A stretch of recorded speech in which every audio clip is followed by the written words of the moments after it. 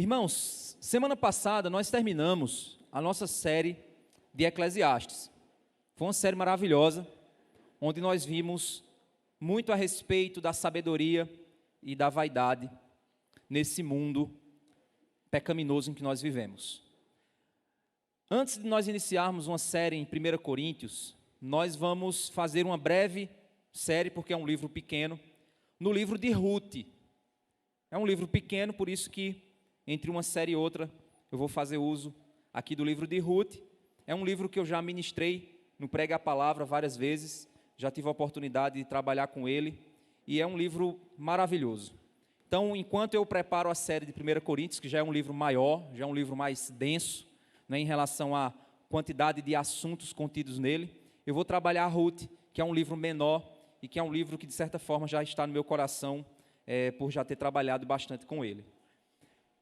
Essa primeira mensagem, o tema dela é quando a tragédia bate à nossa porta. Quando a tragédia bate à nossa porta. Meus irmãos, quando a tragédia toma conta da nossa história, será que existe esperança para nós? Existe esperança para o nosso coração? Esse livro que a gente vai começar hoje mostra exatamente como deveria ser a nossa reação em meio à tragédia, em meio à dor que às vezes sentimos na caminhada.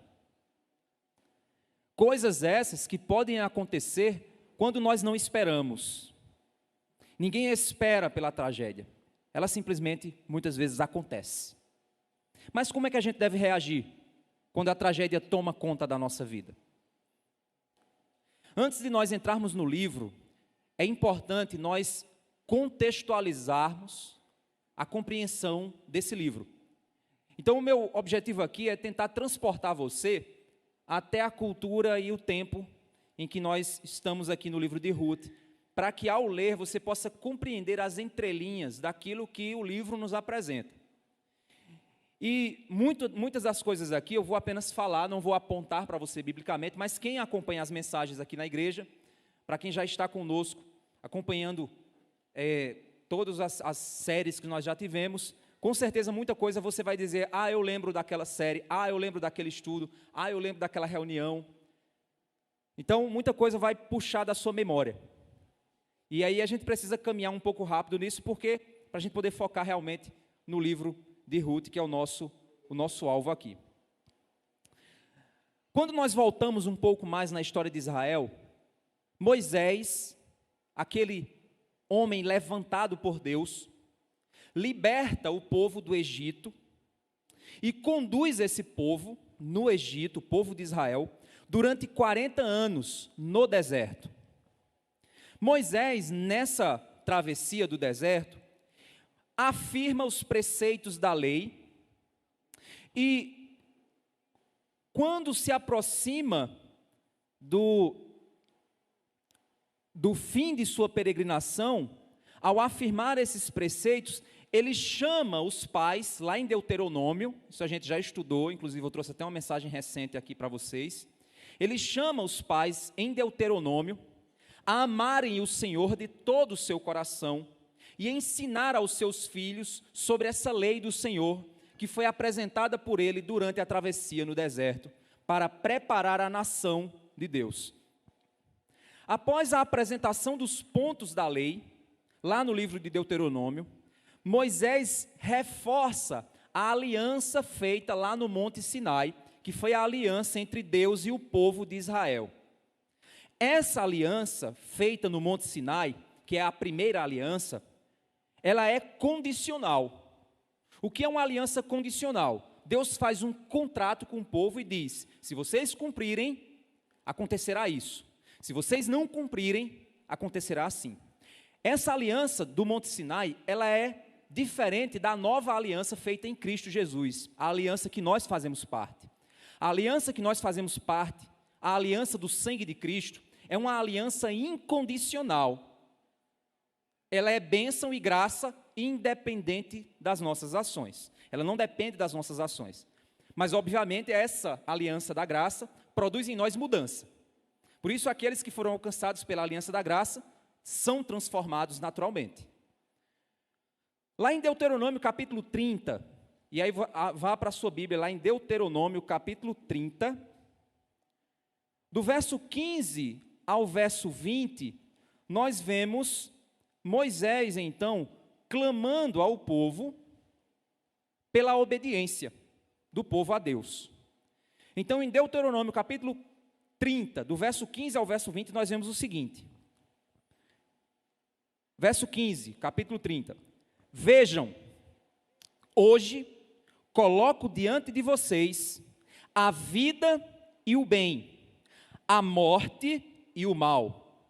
Se guardarem o mandamento que hoje lhes ordeno, que amem o Senhor seu Deus, andem nos seus caminhos e guardem os seus mandamentos, os seus estatutos e os seus juízos, então vocês viverão e se multiplicarão, e o Senhor seu Deus os abençoará na terra em que estão entrando para dela tomar posse. Mas, se o coração de vocês se desviar e não quiserem ouvir, mas forem seduzidos, se inclinarem diante de outros deuses e os servirem, então, hoje lhes declaro que certamente perecerão. Não permanecerão muito tempo na terra na qual, passando o Jordão, vocês vão entrar para dela tomar posse. Hoje tomo o céu e a terra por testemunhas contra vocês, que lhes propus a vida e a morte, a bênção e a maldição. Escolham, pois, a vida, para que vivam, vocês e os seus descendentes, amando o Senhor seu Deus, dando ouvidos à sua voz e apegando-se a Ele, pois disto depende a vida e a longevidade de vocês.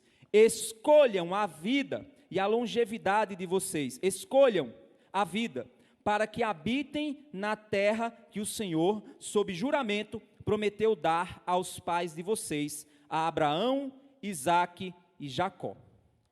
Deus, então, propõe a aliança condicional ao povo de Israel, para a partir dessa aliança, formar o povo, a nação santa, da qual viria o Messias prometido ao mundo, Messias esse que veio em Jesus Cristo, que veio como Jesus Cristo, para nos trazer a nova aliança. Então, essa aliança condicional, firmada por Moisés e o povo, está sendo reforçada aqui. Após a morte de Moisés, Josué, que foi preparado por Moisés, assume a liderança do povo já na porta de entrada da terra prometida. E conduz esse povo a atravessar o rio Jordão e entrar na terra prometida. E ele, então, como um guerreiro que era, ele era um líder guerreiro.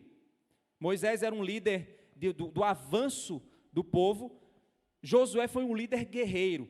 E como líder guerreiro, ele então travou anos e anos de guerras e batalhas para posicionar o povo na terra que Deus havia prometido. Ele finaliza sua missão após anos e anos, e no fim de sua missão ele reforça aquilo que Moisés, no fim da sua caminhada, antes de passar o bastão para Josué, Moisés tinha feito. Josué agora, anos depois, faz a mesma coisa que Moisés fez. Vamos lá para Josué capítulo 24. A gente vai ver do verso 13 ao verso 28. Josué capítulo 24, capítulo 24. Ele diz assim: eu lhes dei uma terra, isso é Deus dizendo, certo? Eu lhes dei uma terra em que vocês não trabalharam, e cidades que vocês não haviam construído. Vocês estão vivendo nessas cidades, e comem das vinhas e dos olivais que não plantaram. Verso 14 do capítulo 24. Agora, pois, temam o Senhor e o sirvam com integridade e com fidelidade. Joguem fora os deuses que os pais de vocês serviram do outro lado do Eufrates e no Egito, e sirvam o Senhor. Mas se vocês não quiserem servir o Senhor, escolham hoje a quem vão servir. Se os deuses a quem os pais de vocês serviram do outro lado do Eufrates, ou os deuses dos amorreus em cuja terra vocês estão morando. Aí Josué diz: eu e a minha casa serviremos ao Senhor. Então o povo respondeu: longe de nós abandonar o Senhor para servir outros deuses, porque o Senhor é o nosso Deus. Ele é quem nos tirou, a nós e aos nossos pais, da terra do Egito, da casa da servidão. Ele é quem fez estes grandes sinais aos nossos olhos e nos guardou por todo o caminho em que andamos e entre todos os povos pelo meio dos quais passamos. O Senhor expulsou de diante de nós todas essas gentes, até o amorreu, morador da terra. Portanto, nós também serviremos o Senhor, pois Ele é o nosso Deus.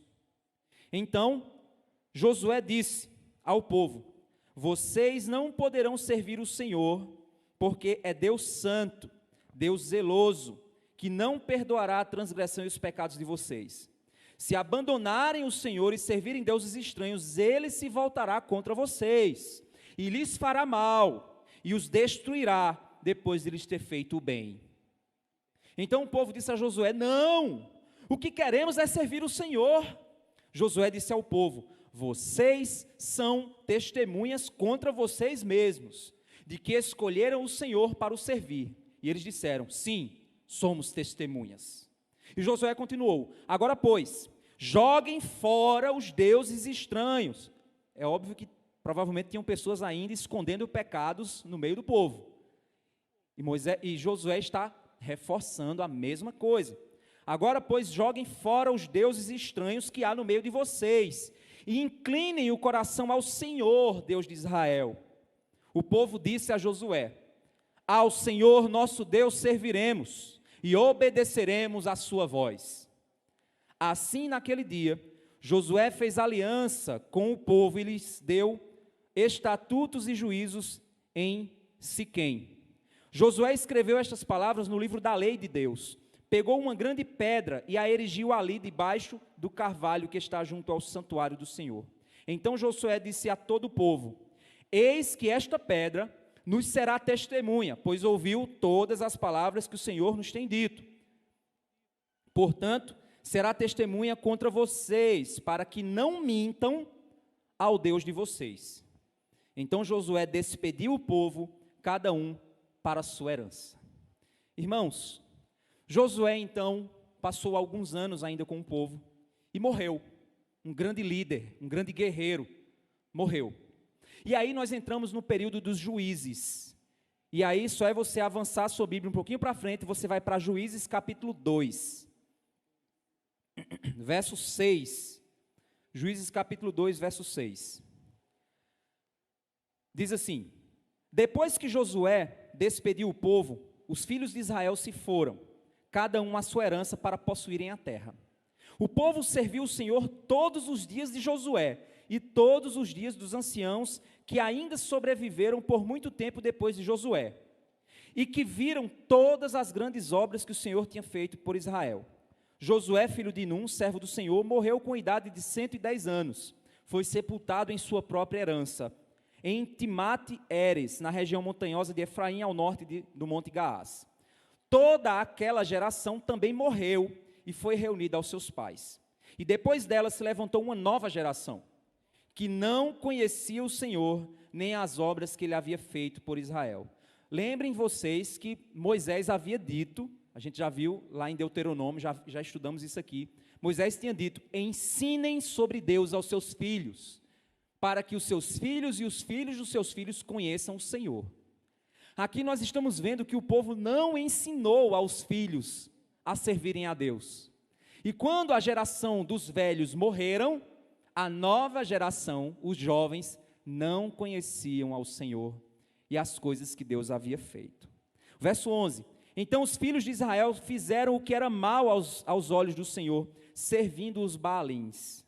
Deixaram o Senhor, Deus de seus pais, que os havia tirado da terra do Egito, e seguiram outros deuses, os deuses dos povos que havia ao redor deles, e os adoraram, e provocaram o Senhor a ira, porque deixaram o Senhor e serviram Baal e Astarote. A ira do Senhor se acendeu contra Israel, e ele os entregou nas mãos de ladrões, que os despojavam do que possuíam. Ele os entregou nas mãos dos seus inimigos ao redor e não puderam mais resistir a eles. Por onde quer que fossem, a mão do Senhor estava contra eles para o seu mal, como o Senhor lhes tinha dito e como lhes havia jurado, e estavam em grande aperto. Irmãos, a gente só faz uma leitura, muitas vezes superficial disso. Os pecados daquelas nações vizinhas eram terríveis. Eram coisas abomináveis que aquelas nações faziam.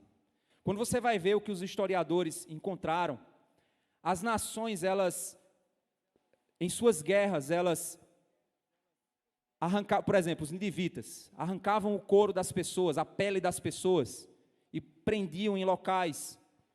Eles sacrificavam crianças, queimavam crianças no fogo pelos deuses, e diversos outros pecados terríveis que aquelas nações vizinhas faziam e que Deus dizia, isso é abominável. E a nação de Israel, quando então se prostrava a esses deuses, assumiam essas práticas pecaminosas e começavam a fazer coisas terríveis. E Deus havia dito, não façam, não sigam os costumes daqueles que não conhecem a Deus, não obedeçam àqueles que não conhecem ao Senhor. E ele havia dito isso, mas o povo não o viu. E então Deus se voltou contra o povo. O verso 16 fala da misericórdia de Deus, mesmo um povo rebelde, Deus ainda em sua misericórdia, fazia o quê? Olha o verso 16, então o Senhor suscitou juízes, que os livraram das mãos dos que os atacavam e roubavam, mas eles não obedeceram aos juízes, pelo contrário, se prostituíam com outros deuses e o adoraram, depressa se desviaram do caminho por onde andaram seus pais na obediência aos mandamentos do Senhor, e não fizeram como eles. Quando o Senhor lhes suscitava juízes, o Senhor estava com o juiz, e os livrava das mãos dos seus inimigos, todos os dias daquele juiz, porque o Senhor se compadecia deles, ante os seus gemidos, por causa do que os afligiam e oprimiam. Mas quando o juiz morria, eles se voltavam a viver como antes, e se tornavam piores do que os seus pais, seguindo outros deuses, servindo-os e o adorando. Não abandonavam nenhuma de suas práticas, nem sua obstinação, ou seja, sua teimosia. Por isso a ira do Senhor se acendeu contra Israel, e ele disse, porque este povo transgrediu a minha aliança, que eu havia ordenado a seus pais, e não deu ouvidos à minha voz, também eu não expulsarei mais diante deles nenhuma das nações que Josué deixou quando morreu. Por meio delas, vou pôr Israel à prova, para ver se o povo guardará ou não o caminho do Senhor, como seus pais o guardaram. Assim o Senhor deixou que aquelas nações ficassem, e não os expulsou, logo nem as entregou nas mãos de Josué. O que nós vemos aqui, irmãos, é que as nações vizinhas, elas permaneceram ali, porque elas serviam como instrumento que tentava o coração do povo por causa dos seus pecados. E o povo então se voltava às práticas daqueles que não conheciam a Deus. É como a gente, povo de Deus, que está no trabalho, na escola, na faculdade, e estamos convivendo com outras pessoas que não amam o Deus que nós amamos. E essas pessoas se tornam tentação para nós, as práticas delas se tornam tentações para nós. E são muitos os jovens que se entregam a isso, a essas amizades, a essas influências, porque põe à prova o seu coração e mostra que o seu coração não pertence ao Senhor. É a mesma coisa que acontece aqui. A nação de Israel vai se ampliando em piedade. Quem quiser depois ler o livro de Juízes, você vai ver algo terrível. Vai lá para o final do livro, já vou dar o spoiler. Você vai ver que a nação de Israel vai se depravando cada vez mais. E a última descrição de corrupção de Israel é terrível. É horrível de se ler. Você lê, você fica assustado como a nação estava perversa. A maldade chega a tal ponto que esse livro se torna um dos livros mais pesados de você ler, a respeito da maldade que um povo pode chegar sem Deus. Vamos lá para Juízes, então, 21, 25. E a gente já vai chegando bem próximo do contexto de Ruth. Juízes 21, 25 diz assim, ó: naqueles dias, Não havia rei em Israel. Cada um fazia o que achava mais certo. Olha só. O final de Juízes diz que não havia rei, ou seja, não havia um líder guiando o povo. E cada pessoa então fazia o que dava na sua cabeça. Ah, eu acho que tem que ser assim, eu vou viver assim. Ah, eu vou fazer assim. Ah, eu vou seguir dessa forma. E eles então viviam do jeito que cada um queria. Imagina a bagunça que não acontecia em Israel. É nesse contexto que nós entendemos que Deus ele não deixou o seu plano eterno de lado. Deus estava providenciando o rei prometido, imortal, que viria salvar seu povo dos seus pecados. Este rei, irmãos, não era Davi, mas através de Davi, este rei viria ao mundo para nos salvar. Mesmo em meio às tragédias, Deus possui uma grandiosa habilidade de unir os cacos quebrados do nosso pecado e criar histórias lindas de restauração. Mas infelizmente muita dor acontece no caminho. Maravilhosa graça, meus irmãos, que nos alcança com tamanha bondade, mesmo em meio à nossa perversidade, à nossa condenação. É aqui que a gente vai para a história de Ruth, a história da família de Noemi. Nesse contexto de corrupção e maldade em Israel, a mão de Deus havia pesado sobre a nação. Corrupção, fome, destruição tomou conta de todo aquele povo. É aqui então, em Ruth, aí pode avançar mais um pouquinho, capítulo 1, verso 1 e verso 2, diz para a gente o seguinte. Ruth, capítulo 1, verso 1. Nos dias em que os juízes julgavam, vocês viram por que a gente entendeu? Aqui ele está dizendo, o livro de Ruth acontece na época dos juízes. Então, na época em que os juízes julgavam, houve fome na terra de Israel. A fome tomou conta da nação. Isso tudo era fruto de maldade, corrupção, uma série de situações. E um homem de Belém de Judá foi morar por algum tempo na terra de Moabe, com sua mulher e seus 2 filhos. A coisa mais interessante, que às vezes a gente perde, por estar distante da cultura e do tempo, é que terra de Belém significa casa do pão. E é interessante que um homem da casa do pão sai da casa do pão porque não tem pão lá. Olha que coisa interessante, que contradição tão estranha. Por causa do pecado da nação, a cidade chamada Casa do Pão se torna Casa da Fome. E um homem residente dessa Casa do Pão precisa sair desse lugar para não morrer com sua família. E ele vai morar aonde? Aonde é que ele vai buscar ajuda? Na terra de Moabe, que era um dos maiores inimigos de Israel naquele período. Ele vai para os inimigos buscar ajuda. E ele foi morar lá, na tentativa de fazer negócios e talvez prosperar com sua mulher e os seus 2 filhos.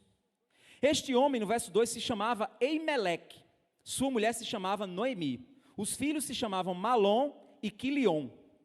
Eram efrateus de Belém, de Judá. Foram à terra de Moabe e ficaram ali. Mas aí, irmãos, a tragédia toma conta da família de Noemi. A tragédia já estava na nação. A corrupção e a maldade havia se alastrado de tal modo, o povo havia esquecido o Deus bom que havia dado tudo que eles não mereciam, haviam se voltado à maldade e corrupção das nações vizinhas, haviam esquecido do Deus verdadeiro. A corrupção e a maldade se alastrou em sua nação de tal modo que a nação provou o desastre que havia provado por causa do seu pecado. Essa família se refugia na nação vizinha, porque existe um conceito muito importante na cultura daquela época. Os deuses, eles são territoriais no pensamento daquele povo. Certo? Guarda isso no teu coração, porque depois que você lê o Antigo Testamento sabendo disso, você vai entender muita coisa. A concepção dos deuses daquele período, as pessoas entendiam que os deuses eles eram territoriais. Ou seja, o deus de Moabe cuidavam da terra dos moabitas. O deus dos judeus cuidava da terra somente ali de Israel. Por isso que Jonas foge da presença de Deus. Só que Jonas sabia que Deus não é um Deus territorial. O nosso Deus não é territorial. É por isso que Jonas, quando é questionado no barco, ele diz: eu sou servo do Deus Altíssimo, que criou os céus e a terra. Ou seja, o meu Deus não é territorial, ele é o dono de tudo. E é interessante aqui que, quando eles vão à terra de Moabe e ficam ali, a tragédia chega até a tenda de Noemi.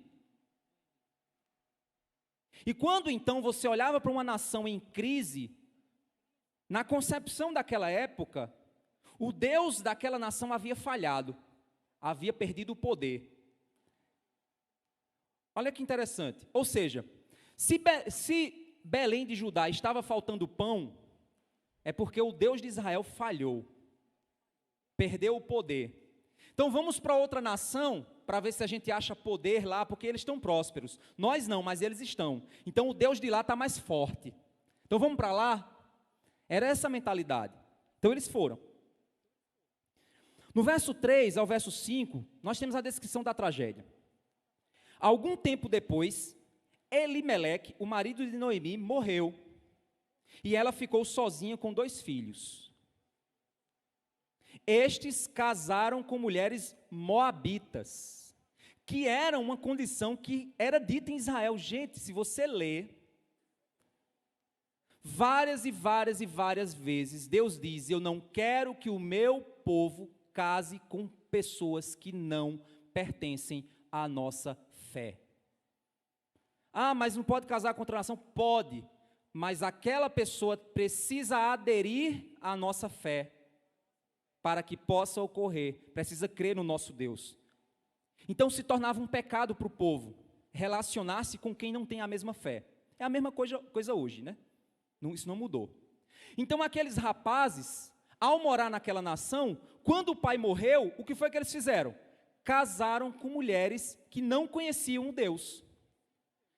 Pastor, mas uma delas não é Ruth? Espera aí que a gente vai chegar lá. Tenha calma. Se você quer dar spoiler, aí, problema seu. Mas aqueles rapazes casaram com mulheres moabitas, que era algo que a lei não permitia, mas eles casaram. Desobedeceram a lei. Desobedeceram à vontade de Deus. O verso 4 diz: estes casaram com mulheres moabitas. O nome de uma delas era Orfa, e o nome da outra era Ruth. E ficaram ali quase 10 anos. Depois morreram também Malom e Quilion, os 2 filhos de Noemi. Meu Deus, a mulher perdeu o marido. Depois os filhos desobedeceram a lei, casaram com mulheres que não deveriam casar. Depois esses filhos morrem. E assim ela ficou sozinha, sem os 2 filhos e sem o marido. A gente comete o erro de muitas vezes pegar a nossa percepção cultural e tentar empurrar no texto. Hoje, para uma mulher que fica, entre aspas, sozinha, viúva, é muito mais fácil do que nesse contexto aqui. Você, pastor, está dizendo que é fácil? Não, estou dizendo que é mais fácil do que esse contexto. Estou dizendo que é fácil, não. Nesse contexto aqui, um contexto em que a cultura, ela entendia fortemente de que se a tragédia tomou conta da sua vida, provavelmente é pecado que você está vivendo. Existia essa concepção. Se a mulher não tinha filhos, é porque Deus julgou ela e jogou uma maldição no ventre dela e ela não pode ter filho. Era assim a concepção. Vai ler o livro de Jó que você vai entender um pouco do que o povo pensava. E é quando Deus repreende Jó e diz: espera aí, você, não é assim que eu trabalho. Eu não sou um gênio da lâmpada que estou aqui para fazer sua vontade. Não é assim que funciona. Mas era a concepção do povo, natural. Ainda hoje é, né? Tem gente que acha que se você está doente, é pecado na vida de fulano, por isso que ele está doente. Nada a ver. Pode até ser um pecado, mas não significa dizer que toda vez que o cara está doente é porque é pecado. Não. Mas o fato aqui é que Essa mulher estava sozinha. Ela saiu da terra dela, foi embora e na esperança, junto com seu esposo e seus filhos, dizendo: não vamos morrer de fome aqui. É como o nordestino lá no interior, lá no canto sem água, sem nada, morrendo de fome, quase morrendo de fome, e ele diz assim: mulher, pega o menino, vamos com um pau de arara, vamos num caminhão, isso antigamente era assim, hoje é mais fácil, né? E vamos embora para São Paulo fazer a vida. Vamos embora para lá para ver se a gente consegue sobreviver. Era essa a expectativa. Mas imagina que você chega lá na terra da esperança e tudo dá errado. Perde tudo. Essa era a condição de Noemi. Com 2 mulheres, sem saber o que fazer com as 2 noras. Perdeu o marido, o líder de sua casa. A tragédia havia tomado conta de sua vida. Qual é a solução de Noemi, então? A solução de Noemi é voltar para a sua terra natal, para morrer lá. Não, eu vou pelo menos morrer com meus parentes, sob a esperança da visita do Senhor. Olha o verso 6.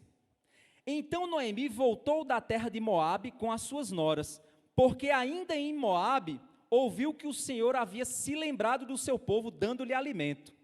Ela estava passando fome lá, no meio da tragédia, aí ela ouviu um comentário: eita, parece que as coisas estão melhorando lá em Belém.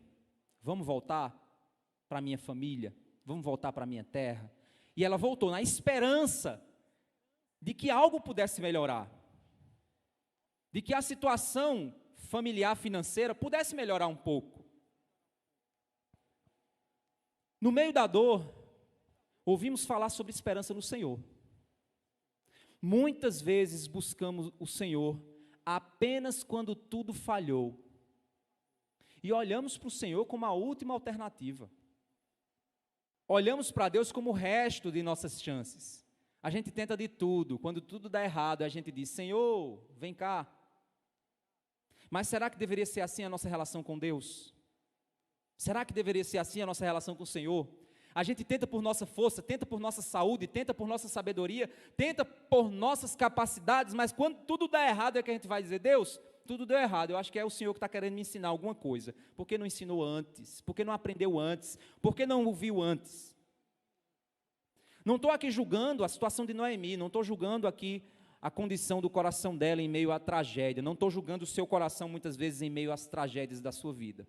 Mas eu quero que você entenda que as circunstâncias nas quais nós estamos, e muitas vezes a nossa autoconfiança, é muitas vezes a origem dos nossos erros. Ouvir a cultura, ouvir que se for é melhor, a terra de Moabe é melhor. Não, é melhor onde Deus quer que você esteja. E a gente vai aprender aqui, na história de Ruth, que é exatamente esse o pensamento de Ruth. Noemi, então, ela propõe as suas noras. Noemi ainda está com a mentalidade da cultura. E aí, então, ela chega para as suas noras e propõe às suas noras a busca pela felicidade. Noemi buscava felicidade com seu esposo. Irmãos, entenda isso. Não é errado querer ser feliz. Não é errado querer melhorar de vida.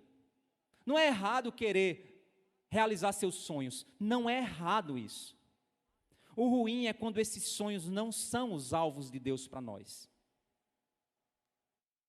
O ruim é quando esses sonhos são nada mais, nada menos, ou esses desejos são nada mais, nada menos, que coisas que a cultura impõe para nós.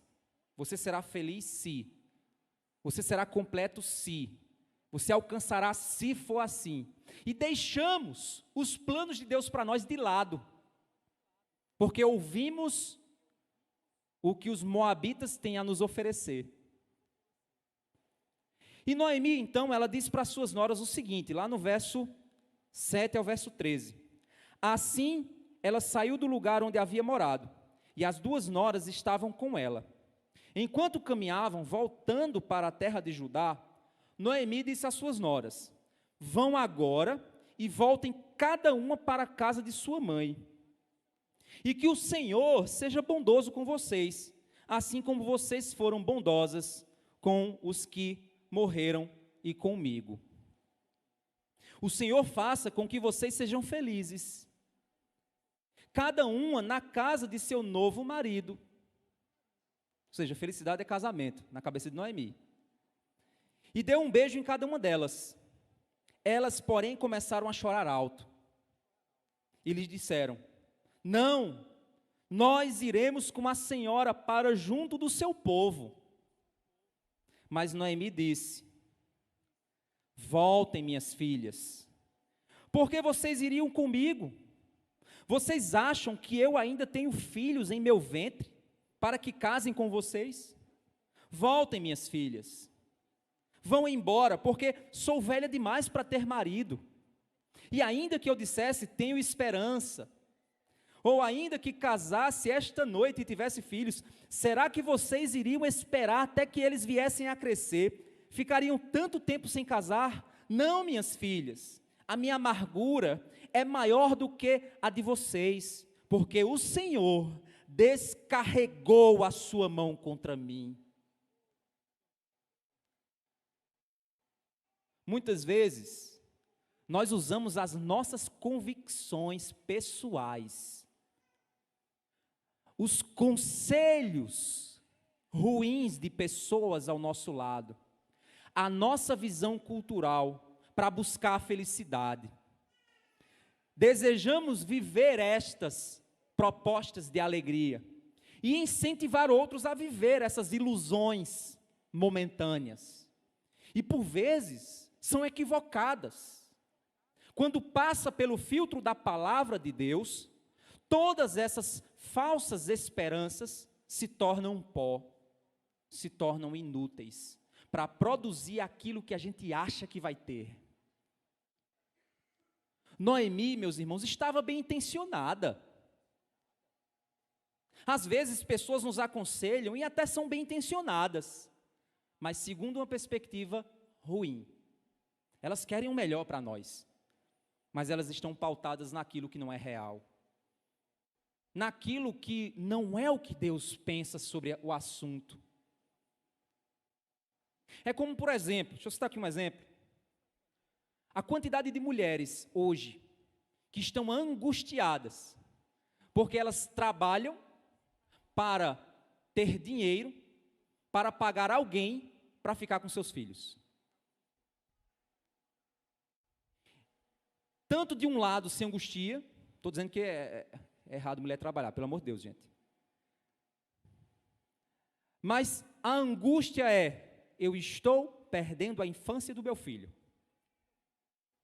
E aí elas têm para pagar, para que elas possam trabalhar, para pagar alguém para ficar com seu filho, ou seja, é um dinheiro que entra e sai. De outro lado, você tem mulheres que dizem assim, eu quero ficar com meu filho. E aí ela recebe pressão de todo tamanho, de toda direção, de todo lado. Como é você abriu sua mão disso?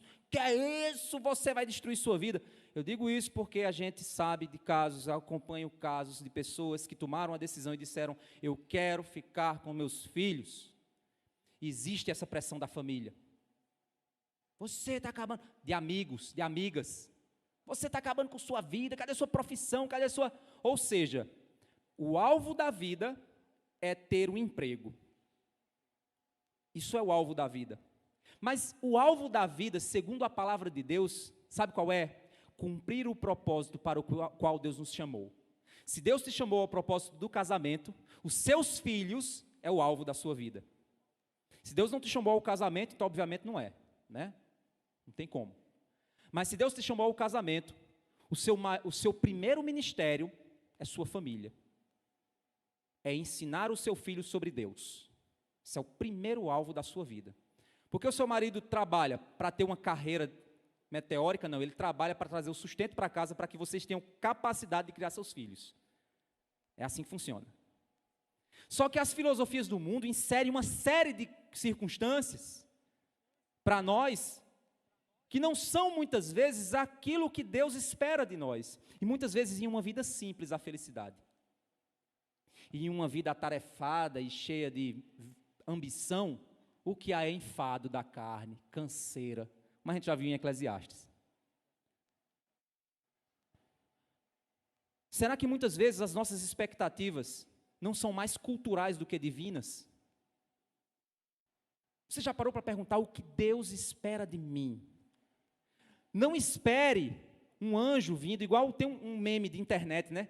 Que aí tem uma pessoa dizendo, Senhor, fala comigo. Aí vem um anjo com a Bíblia. Leia a Bíblia. Só é ler a Bíblia. Tem gente que está esperando assar ardente para saber a vontade de Deus para a vida dele. Só é ler a Bíblia. Ah, mas eu leio e eu não consigo entender. Certo, mulheres, venham para a reunião de mulheres. Vocês vão ouvir falar sobre feminilidade. Homens, venham para a reunião dos homens. Pais, venham para a reunião de pais. Casais, venham para a reunião de casais. Jovens, venham para a reunião de jovens. Aí você vai ver pessoas mostrando a Bíblia para você, ensinando a Bíblia e mostrando o propósito de Deus para a juventude, para o casamento, para os homens, para as mulheres, para a criação de filhos. Aí você vai saber o que é que a Bíblia tem para você. Os nossos sonhos, será que muitas vezes não são mais pessoais do que vontade de Deus? Será que a busca pela felicidade vai nos levar em que direção? Na de Deus ou na nossa direção particular? Noemi aqui apresentou para elas, busquem alegria. Vocês vão ficar comigo uma mulher amargurada, uma mulher cheia de desastre na vida. Vocês são novas, bonitas.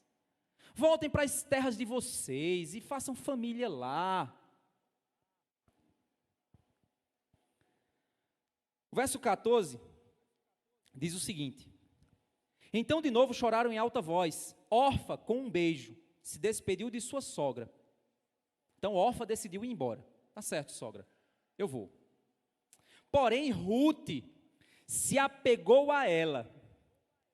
Então Noemi disse: veja, a sua cunhada voltou para o seu povo e para os seus deuses. Olha só, gente. Noemi disse, olha a mentalidade de Noemi. Foi bom ela ter ido. Sabe por quê? Porque ela voltou para os deuses dela. Ela vai ser feliz lá com os deuses dela. É assim que funciona? Nós, crentes em Cristo Jesus e que cremos nisso como a verdade, Jesus disse, eu sou o caminho, a verdade e a vida. Ninguém vem ao Pai a não ser por mim. Jesus não é um dos caminhos, Jesus não é uma das verdades, Jesus não é uma das vidas, Ele é o caminho. Ah, pastor, então você está dizendo que todas as outras religiões estão mentindo? Sim. Isso é intolerância religiosa, problemas da sua interpretação. O fato é que só existe um caminho para Deus, e esse caminho é Jesus Cristo. Só uma pessoa mudou a história e dividiu ela no meio, antes de Cristo, depois de Cristo. Somente um homem deixou o túmulo, e seu corpo não foi jamais encontrado. Vá para Buda, vá para Maomé, vá para qualquer um destes, você vai encontrar os esqueletos e os ossos desses homens lá. Mas Cristo Jesus, jamais, porque Ele venceu a morte e ressuscitou. Então, se Jesus diz eu sou o caminho, Ele é o caminho. Se você tem algum outro caminho, me desculpe te informar, você vai dar em caminho nenhum. Isso deveria estar no coração de Noemi, e dizer às suas noras, olha, a gente vai achar alegria em Deus, vamos tentar entender o que o Senhor quer para nós. Mas ela disse, não, vamos procurar casamento, vamos procurar casamento. E quando Ruth disse não, a Noemi disse, olha para que exemplo de mulher sua concunhada. Obrigado, Samuel, concunhada. Fiquei procurando a palavra, mas ele fez assim, ele falou a palavra que eu queria. Sua concunhada, olhe para ela, que exemplo de mulher, correu atrás do seu sonho, correu atrás da sua felicidade, e voltou para os seus deuses. Volte também você para os seus deuses. É a mesma coisa você chegar para uma pessoa e dizer o seguinte, olha, nada não, volta lá para a tua religião, ela também leva para Deus.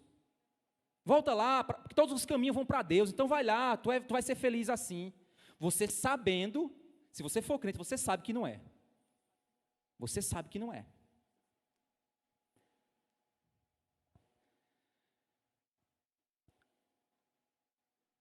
O verso 16, porém Ruth respondeu: não insista para que eu a deixe, nem me obrigue a não segui-la. Porque aonde quer que você for, irei eu. E onde quer que pousar, ali pousarei eu. Para quem usa isso para casamento, você está equivocado, viu? Isso não é uma declaração de casamento, não, viu? Isso é uma declaração de uma sogra, de uma nora para sua sogra. Você pode dizer isso para o seu marido, né? Óbvio. E obrigatoriamente você tem que dizer, né? Por onde quer que você for, irei eu. E onde quer que pousar, ali pousarei eu. O seu povo é o meu povo. E o seu Deus é o meu Deus. Aqui está a chave. Onde quer que você morrer, morrerei eu. E aí serei sepultada. Que o Senhor me castigue, se outra coisa que não seja a morte me separar de você. Quando Noemi viu que Ruth estava mesmo decidida a acompanhá-la, deixou de insistir com ela. Você entende o que é colocar sua esperança no Senhor? Você sabe o que é olhar para o alto e saber que somente dele virá o seu socorro? Ruth conheceu uma família e casou com um rapaz que foi criado na nação de Deus. Ruth teve a oportunidade de ouvir da boca do seu esposo, que podia ser até um crente meio desmantelado, porque casou com uma moabita, mas ouviu a respeito da grandeza do Deus de Israel. E a decisão de Ruth foi: eu irei para onde você for, pois o seu Deus é o meu Deus, então não faz sentido eu me separar de você.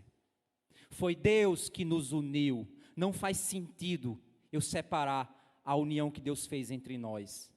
Eu casei com seu filho porque Deus tinha um plano para a minha vida. Pastor, você acabou de dizer que o rapaz, é problema dele com Deus, mas o fato é que Deus, ele é mestre em pegar cacos quebrados e fazer obras maravilhosas. E aqui, quando tudo der errado, você precisa entender para onde você vai olhar, para quem você vai correr, em quem você vai se refugiar, em quem você irá esperar. A amargura toma conta do coração de Noemi. Noemi está machucada. Mas Deus continua trabalhando em Noemi. O verso 19 diz assim: então ambas se foram até que chegaram a Belém. E aconteceu que ao chegarem ali, toda a cidade se comoveu por causa delas. E as mulheres perguntavam: essa não é Noemi? Porém ela lhe dizia: não me chamem Noemi. Ela decidiu mudar até o próprio nome, mas de Mara, porque o Todo-Poderoso me deu muita amargura. Deus me machucou, Deus me esqueceu, Deus me deixou, Deus pesou sua mão sobre mim, tudo é culpa dele. Não me chamem de Noemi, me chamem de Mara.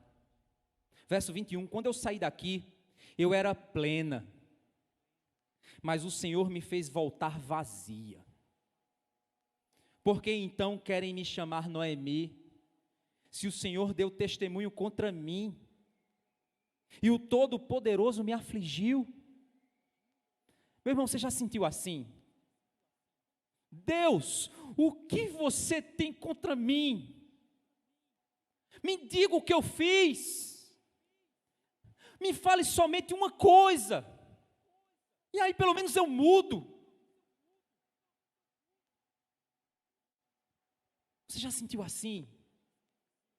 Que parece que aquele Deus que você diz que é bom, parece que você ao dizer Deus é bom, essa frase parece que não soa tão segura. Mas Deus é bom, mas eu não vejo bondade. Eu não consigo ver. Você já sentiu assim? Eu já. Pastor, você sim. Por que não? Sou humano, não sou homem. Já tiveram momentos em que eu cheguei para pessoas em aconselhamento e eu estava sofrendo por coisas pessoais. E uma pessoa chegou para mim chorando, contando o seu desastre. E eu olhei para a pessoa e disse: não desista, Deus continua sendo bom. Mas aquilo soou vazio em mim. Você já passou por isso? Porque eu estava firme numa verdade, na verdade da Escritura, não no meu coração. Meu coração estava vazio, doendo, aflito. Eu estava amargurado.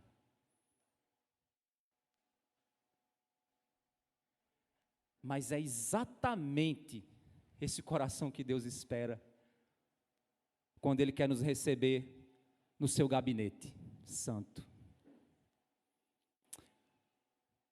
O discípulo mais sincero e o primeiro a ser restaurado foi Tomé, porque ele disse: só creio se eu ver.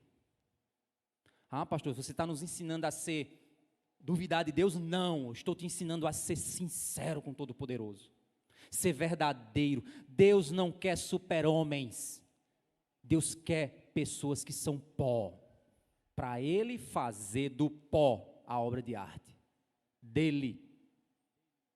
É isso que Ele quer. Então para de orar para Deus, vai lá no teu quarto: Senhor Deus todo soberano e poderoso, Tu és o grandioso. Chega lá e diz: Deus, eu estou com crise na minha fé. Deus, eu estou fraco, eu estou duvidando da Tua bondade, Deus. E eu não quero, porque eu sei que o Senhor é bom, pois a Tua palavra diz que o Senhor é bom, mas eu não consigo. Me transforma, me muda. Eu não aguento ser assim, eu não aguento estar assim. Aviva o meu coração.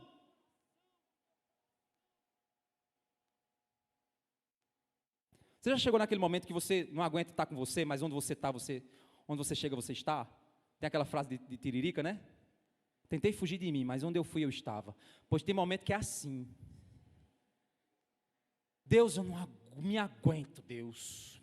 Eu quero ir num lugar onde eu não esteja, mas eu não consigo, Deus. Então me trata. Me trata. A gente precisa ter um relacionamento verdadeiro com Deus. Sabe por quê? Porque Deus conhece o nosso coração, irmãos. Deus ele não tá atrás de performance, não. Ele quer um coração quebrado. Ele quer um coração feito em pedaços, feito em pó na presença dEle. Porque Ele faz. Porque quando eu sou fraco é que eu sou forte.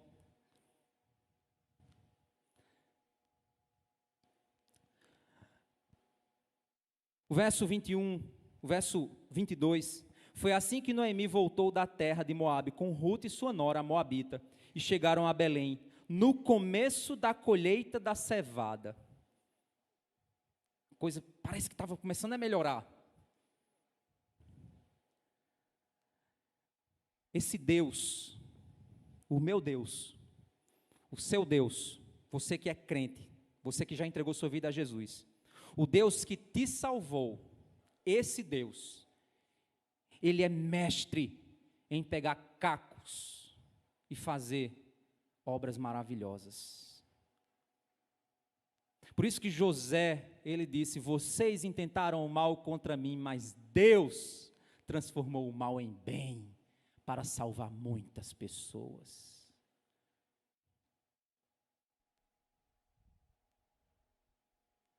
É nesse livro que nós vamos ver a trajetória do coração dessa mulher amargurada. E de um Deus maravilhoso. De uma jovem esperançosa, que pôs a sua esperança no lugar certo. E de um homem correto, no meio de uma geração cheia de impiedade. 4 personagens vão nos ensinar coisas profundas a respeito de Deus e de sua bondade.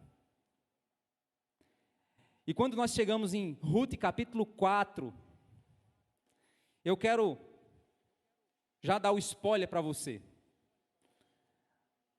No verso 13 ao verso 22, nós vemos o fim da história. É como certa vez Billy Graham, ele disse: Num dia em que eu vi muita maldade no mundo, nos jornais, e eu afligi meu coração, eu abri a última página da Bíblia e vi que tudo termina bem. Eita, tão grandioso era aquele Billy Graham.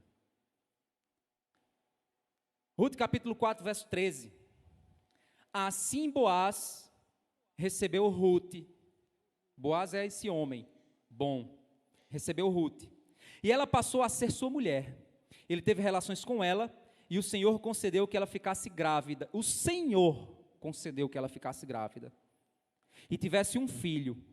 Então as mulheres que ouviram de Noemi, o que a gente acabou de ler, essas mulheres, não a boca de Noemi, mas essas mulheres disseram: bendito seja o Senhor, que não deixou hoje de lhe dar um neto, que será o seu resgatador, que o nome dele venha a ser famoso em Israel. Nele você terá renovação da vida e consolo na velhice, pois a sua nora, que ama você, o deu à luz, e para você ela é melhor do que 7 filhos. Está vendo o que Deus faz? O verso 16 diz: Noemi pegou o menino no colo e passou a cuidar dele. Nasceu um filho para Noemi, ela disse, e o chamaram de Obed. Este veio a ser o pai de Jessé, pai de Davi. O rei que Israel precisava lá em Juízes. Quando a gente terminou o livro de Juízes, o livro de Juízes disse o quê? Israel era corrupta, estava perdida, estava acabada, havia se afastado de Deus. Deus levantava salvadores que eram os juízes. O povo, quando o juiz morria, o povo voltava à maldade, à perversidade e à corrupção. Cada um fazia o que dava na telha. Por quê? Porque não tinha rei. Deus quer levantar um rei. Então Deus não está apenas tratando o coração de Noemi, Deus está tratando o mundo inteiro através dessa tragédia. O rei Davi viria a nascer. Verso 18, e estas são as gerações de Pérez. Pérez gerou Esrom, Esrom gerou Rão, Rão gerou Aminadab, Aminadab gerou Naasson. Eita, Débora. Naasson gerou Salmão, Salmão gerou Boaz, Boaz gerou Obed, Obed gerou Jessé e Jessé gerou Davi. Ruth era a avó de Davi. Imagina as histórias que essa avó não contou para o seu neto. Imagina o coração aquecido desse neto ouvindo as histórias da restauração de sua tataravó. Daquela jovem moabita que estava perdida nos deuses falsos e mentirosos e vazios, cheio de maldade e corrupção, mas Deus foi até lá e transformou essa jovem e disse: eu sou a tua esperança, refugie-se debaixo das minhas asas, pois eu farei do teu ventre a salvação para essa humanidade. Porque Ruth gerou Davi, e de onde Davi, a linhagem de Davi leva a quem? José e Maria, que leva a quem? Jesus, que nos traz a cruz. Deus restaurou a alegria de Noemi, pois através dessa história a alegria para o mundo estaria à disposição por meio de Davi. O coração amargurado foi o espaço para uma alegria que nos alegra até hoje. A tragédia fez cacos que Deus transformou em uma manjedoura. Esse rei veio ao mundo através de Cristo. E somente por causa da dor de Noemi e de Ruth, Deus se mostrou como aquele que resgata o seu povo e providencia, mesmo no meio da dor, um caminho para a redenção. Meu irmão, não importa que a amargura esteja no seu coração. Se você correr para o Senhor, se você pegar os cacos e jogar aos pés dele, Ele vai te entregar uma porcelana tão bonita, que vai fazer uma diferença que você pode até contar para o seu neto. E pode ser que o seu neto se torne rei em Israel. É claro que eu estou fazendo uma comparação. Eu fico imaginando que Ruth não fazia ideia de que a sua escolha traria salvação ao mundo. Noemi não fazia ideia de que aquele neto que ela tanto se alegrou seria aquele que traria Israel para o eixo. Eu tenho certeza, meu irmão, que se você, no meio da sua dor, se refugiar no Senhor, você não vai voltar com as mãos vazias. Porque até mesmo aquele homem que estava com seu filho endemoniado e que já não tinha mais esperança, chegou até Cristo e disse: se podes fazer alguma coisa, ajuda o meu filho. Jesus disse: se podes. E o homem clamou e chorou e gritou: ajuda-me na minha incredulidade. Eu sou fraco na minha fé. Me salva de mim mesmo. Mas não deixa de salvar o meu filho. E Jesus fez um milagre ali. Essa é a esperança que nós devemos ter sempre. Então não esqueça que o refúgio mais seguro do mundo não é o dinheiro, não é o romance, não é a política, não são pessoas, é Deus e o plano dele para você, que pode conter dor no meio do caminho, pode sim, mas você não tem noção do que Deus está fazendo para transformar eu e você na imagem de Cristo Jesus. Quando o Senhor Jesus chamou meu